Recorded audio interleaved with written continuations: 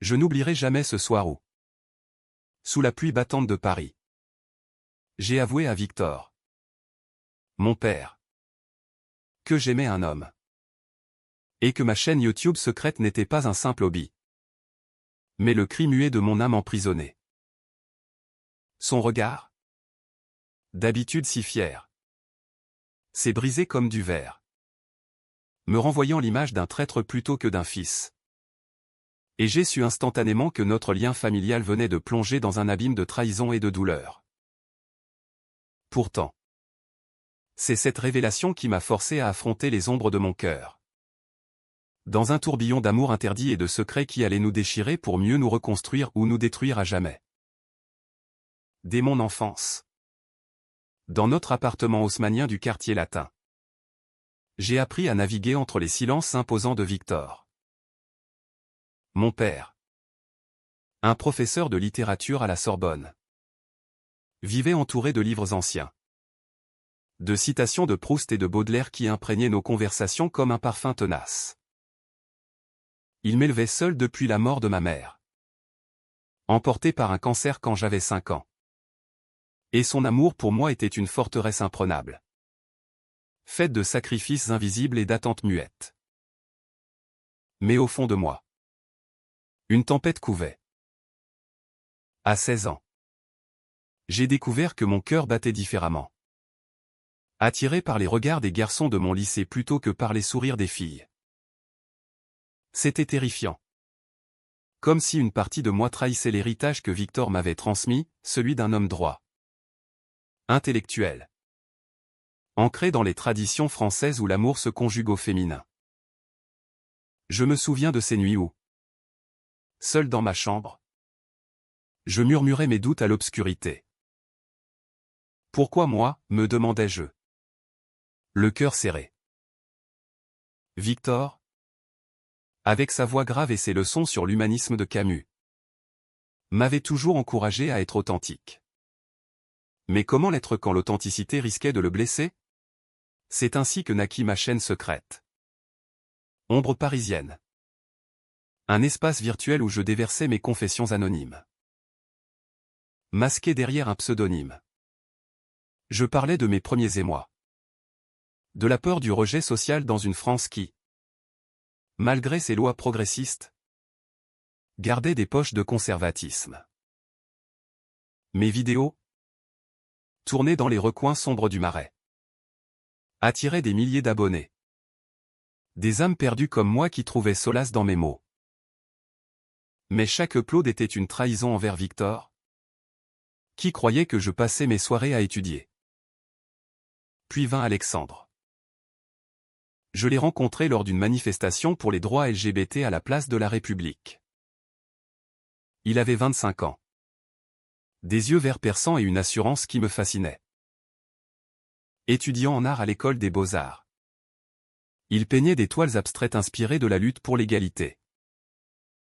Notre première conversation fut un feu d'artifice, il me parla de Genet et de Rimbaud. Des amours interdites qui avaient marqué la littérature française. Pour la première fois, je me sentis vu. Non pas comme le fils modèle de Victor, mais comme Gabriel, l'homme en devenir. Notre relation s'épanouit en secret. Des promenades le long de la Seine au café caché de Saint-Germain-des-Prés. Alexandre devint mon ancre. Mais aussi mon tourment intérieur. Tu devrais en parler à ton père, me disait-il souvent. Sa main sur la mienne. Mais je repoussais l'idée. Hanté par l'image de Victor seul. Veuf. Qui avait tout sacrifié pour moi. Comment lui avouer que son fils n'était pas l'héritier qu'il imaginait? Les conflits intérieurs s'intensifiaient. Chaque fois que Victor me complimentait sur ma maturité, une culpabilité acide me rongeait. Tu es mon plus grand trésor, Gabriel, murmurait-il lors de nos dîners dominicaux, arrosés de vin bordelais. Et moi?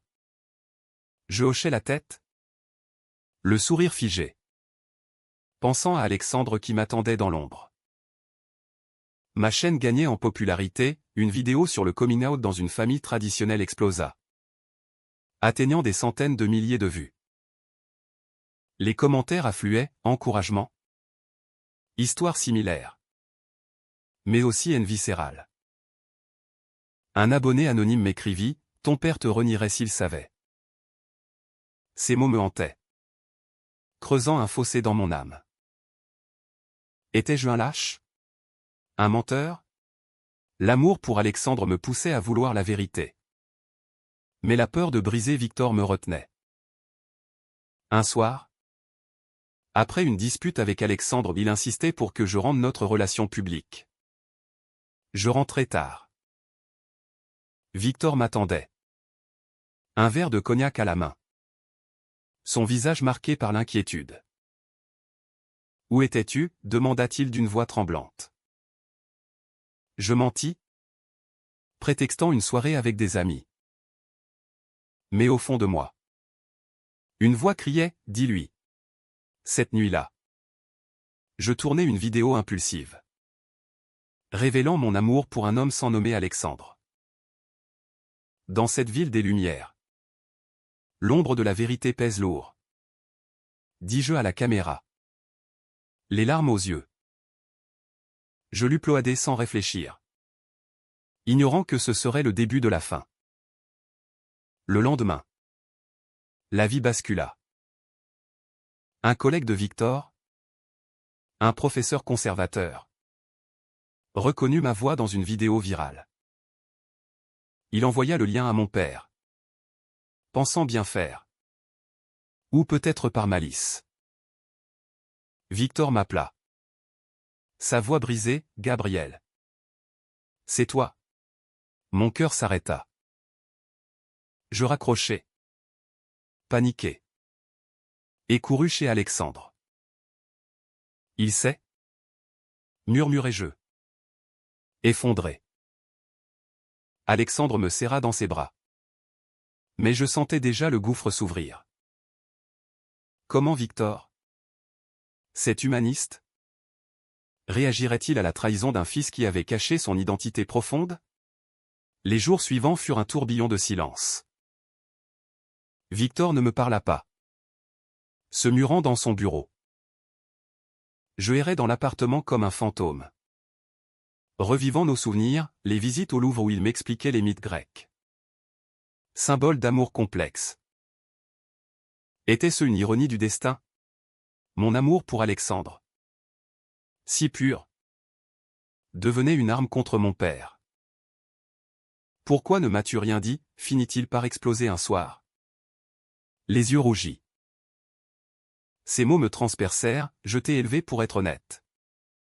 Et tu me caches ça? Une chaîne secrète. Comme un criminel.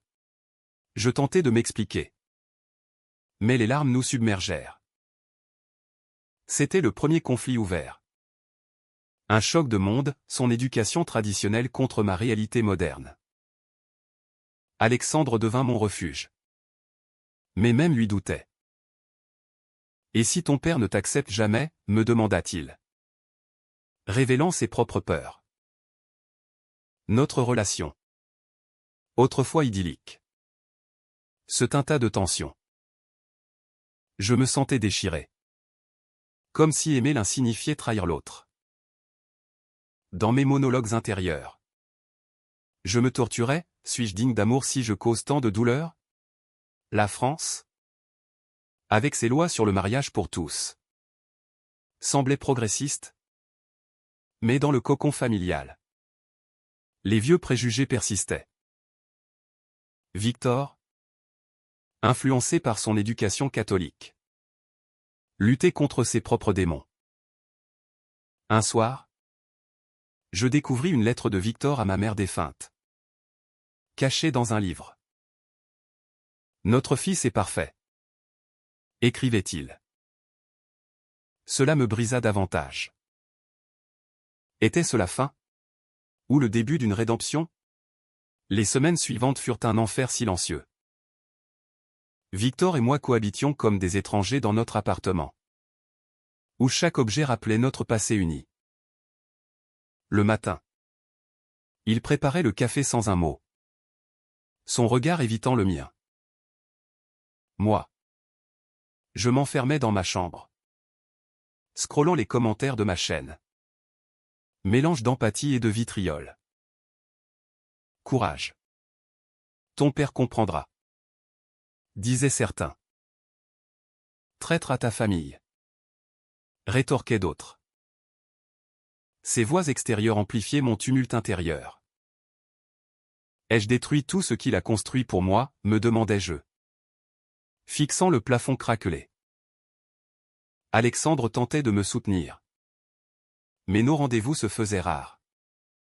Teintés d'une urgence désespérée. Lors d'une promenade au jardin du Luxembourg.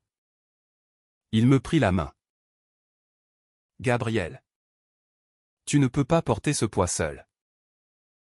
Parle-lui à nouveau. Sa voix était douce. Mais je sentais une fissure, il en avait assez de l'ombre. Notre amour. Né dans la passion. Affrontait maintenant la réalité crue. Je l'embrassais. Mais mon esprit était ailleurs. Hanté par Victor. Était-ce de la trahison que de prioriser mon père? Ou l'inverse? Un après-midi. Je reçus un message anonyme sur ma chaîne, ton secret n'est plus si secret. Attention à tes proches. Mon cœur s'emballa. Était-ce une menace? Je confiai mes craintes à Alexandre. Qui insista pour que j'arrête les vidéos. C'est trop dangereux. Dit-il. Mais ma chaîne était devenue mon exutoire. Le seul endroit où je me sentais entier. Ce dilemme me rongeait, sacrifier ma voix pour la paix familiale. Ou persister et risquer l'implosion? Victor brisa enfin le silence lors d'un dîner forcé. Explique-moi. Gabriel. Depuis quand? Sa voix tremblait. Mélange de colère et de vulnérabilité. Je déversai tout, mes doutes adolescents. La découverte de mon orientation. La chaîne comme catharsis. Il écouta. Les poings serrés. Et cet homme, demanda-t-il. Évitant le mot « amour ». Je parlais d'Alexandre. De notre connexion profonde. Victor pâlit. Tu me l'as caché comme une honte. Moi. Qui t'ai tout donné? Ces mots me frappèrent comme une lame. Était-ce de la trahison? Oui. Mais né de la peur. J'avais peur de te perdre. Avouai-je. Les larmes coulant. Cette conversation ouvrit une plaie béante. Victor révéla ses propres luttes, son frère aîné. Gay. Avait été renié par leurs parents dans les années 70. Et s'était suicidé. Je ne voulais pas ça pour toi. Murmura-t-il. Effondré. Cette révélation me stupéfia. Mon oncle. Un fantôme familial. Expliquait la rigidité de Victor. Soudain. Sa réaction n'était plus seulement du rejet. Mais une terreur ancrée. Pourquoi ne m'as-tu rien dit, répliquai-je. Sentant la colère monter. Nous nous disputâmes. Des accusations volèrent, lui m'accusant de mensonge. Moi de silence complice. C'était un choc de génération. De peurs enfouies. Alexandre. Apprenant cela. Devint distant. Ton père a ses raisons. Mais toi? Tu me caches encore des choses. Notre relation craqua. Lors d'une soirée arrosée. Il avoua avoir flirté avec un ami. Par frustration. Ce n'est rien. Mais. Ces mots me déchirèrent. Étaient-ce de la revanche? De la trahison? Je rentrai furieux. Confrontant mes propres hypocrisies. Comment puis-je reprocher à Victor son silence quand je fais pareil avec Alexandre, pensais-je. Seul dans la nuit parisienne. La tension culmina quand un abonné malveillant doxa ma chaîne, révélant mon identité réelle. Des messages haineux affluèrent, certains visant Victor à la Sorbonne. Il fut convoqué par le doyen. Embarrassé. C'est ta faute, hurla-t-il ce soir-là. Je m'effondrai, sentant le monde s'écrouler. Alexandre, paniqué, proposa de partir ensemble à Lyon. Pour recommencer. Mais quitter Victor? Impossible. Ce choix me torturait, l'amour romantique contre l'amour filial. Dans mes réflexions solitaires, je revivais nos moments heureux, les Noëls à la montagne, où Victor m'apprenait à skier. Symbole de notre lien indéfectible. Était-il brisé à jamais? Où pouvais-je le réparer? Une idée germa, une vidéo dédiée à Victor, expliquant mon cheminement. Mais oserais-je? Les jours passèrent dans un brouillard. Victor tomba malade. Un rhume aggravé par le stress. Je le soignais. Nos interactions muettes chargées d'émotions. Un soir, il murmura « Je t'aime ». Malgré tout. Ces mots allumèrent une étincelle. Peut-être y avait-il espoir. Pourtant, Alexandre pressait pour une décision. Choisis. Gabriel. Moi ou cette prison familiale? Son ultimatum me glaça. Étais-je prêt à sacrifier l'un pour l'autre? La nuit, je pleurais. Déchiré entre deux amours.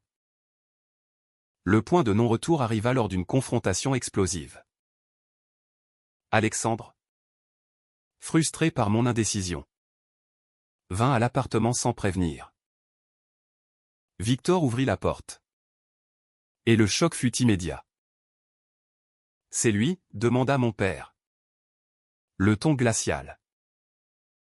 Alexandre, audacieux, tendit la main, monsieur. Je suis l'ami de Gabriel.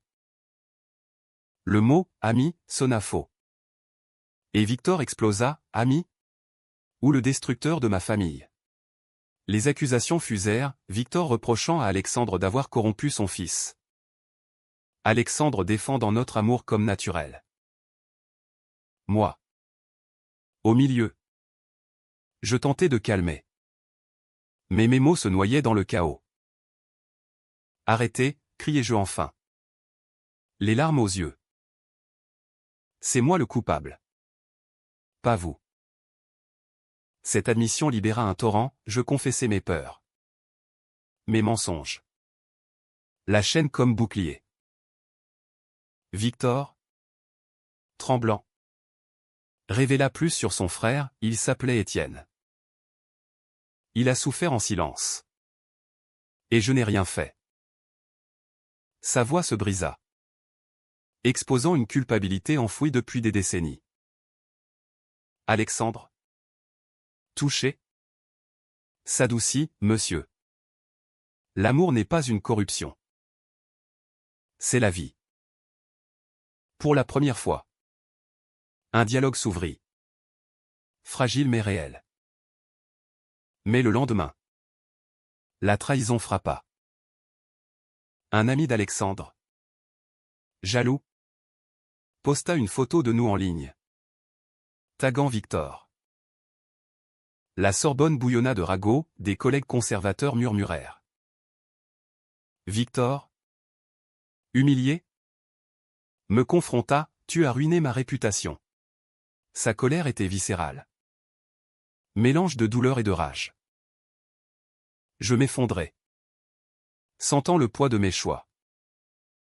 Pardonne-moi, suppliai-je. Mais il partit, claquant la porte, me laissant seul avec mes remords. Alexandre, apprenant cela, culpabilisa. C'est ma faute? J'aurais dû être plus discret. Notre relation, déjà fragile, se fissura davantage. Lors d'une dispute, il avoua « J'ai peur que tu ne m'aimes pas assez pour tout quitter ». Ces mots me poignardèrent. Étais-je faible? Indécis? Dans mes pensées tourmentées, je me questionnais, l'amour vrai exige-t-il des sacrifices absolus? Je décidai de confronter le passé. Je fouillai les affaires de Victor, trouvant des lettres d'Étienne. Elle parlait d'un amour interdit dans les années 60. De rejet familial. Mon oncle avait fui à Paris. Mais la solitude l'avait brisé. Cette découverte me transforma, Victor n'était pas un monstre, mais une victime. Je tournai une vidéo publique, révélant tout, mon coming out. La chaîne. L'impact sur ma famille. Pour mon père, qui porte ses propres cicatrices. Dis-je, la voix tremblante. Elle vira, atteignant des millions. Victor rentra ce soir-là, les yeux hagards. J'ai vu ta vidéo. Au lieu de colère, il y avait de la tristesse. Nous parlâmes des heures, déversant des années de non-dits. Il admit sa peur, je ne voulais pas te perdre comme Étienne. Je pleurais, réalisant que son rejet était de l'amour déformé. Alexandre appela. Mais je l'ignorais, priorisant ce moment. Pourtant, le lendemain apporta un twist, Alexandre m'annonça qu'il partait pour Berlin. Un stage artistique. J'ai besoin d'espace. Gabriel. Ton monde est trop compliqué. Son départ me dévasta. Était-ce une trahison? Ou une libération? Je me sentis abandonné, questionnant si notre amour était réel. Victor, voyant ma douleur, tenta de consoler, l'amour vrai résiste au temps. Ces mots, ironiques venant de lui, allumèrent un espoir. Nous commençâmes à reconstruire des thérapies familiales. Des discussions sur l'acceptation. Ma chaîne évolua, devenant un pont pour d'autres familles. Mais le vide d'Alexandre persistait.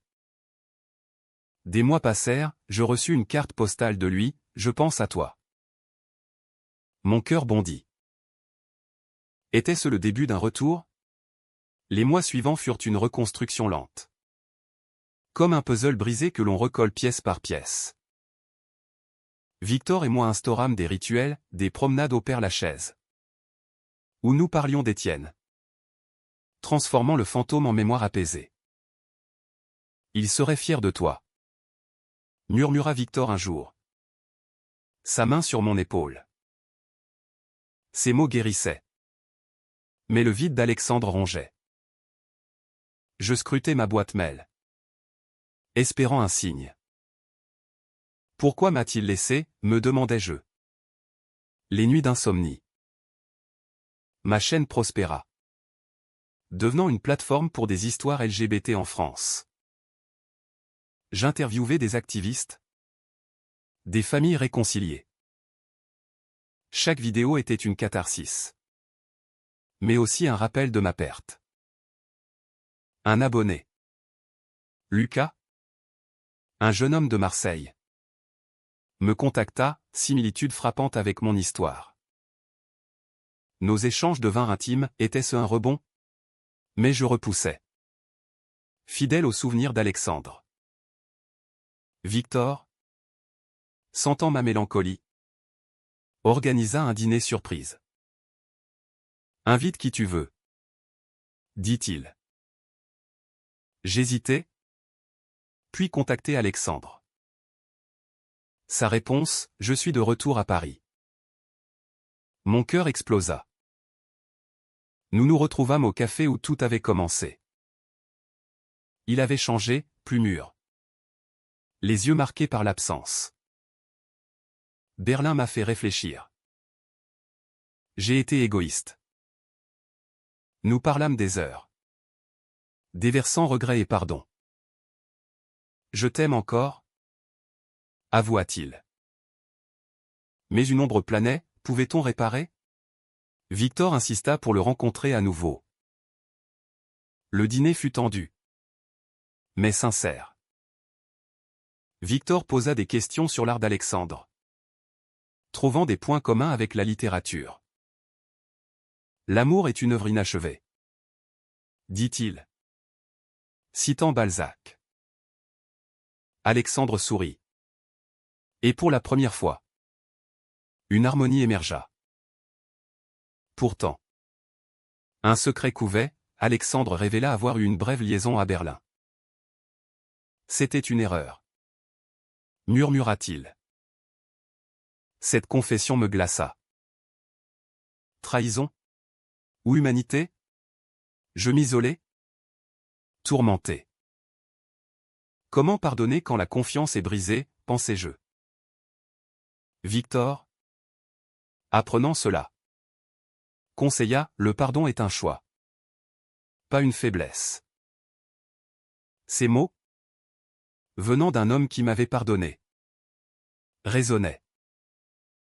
Le climax arriva lors d'un événement LGBT à la Bastille. J'y parlais. Victor dans le public. Alexandre apparut. M'offrant une peinture, nous deux. Sous la pluie.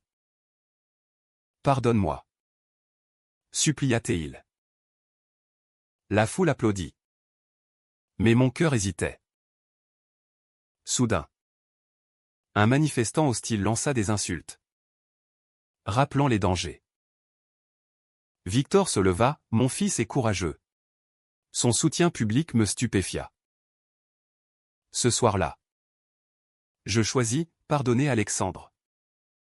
Embrasser l'avenir. Nous nous réconciliâmes. Lentement. Avec Victor comme allié inattendu.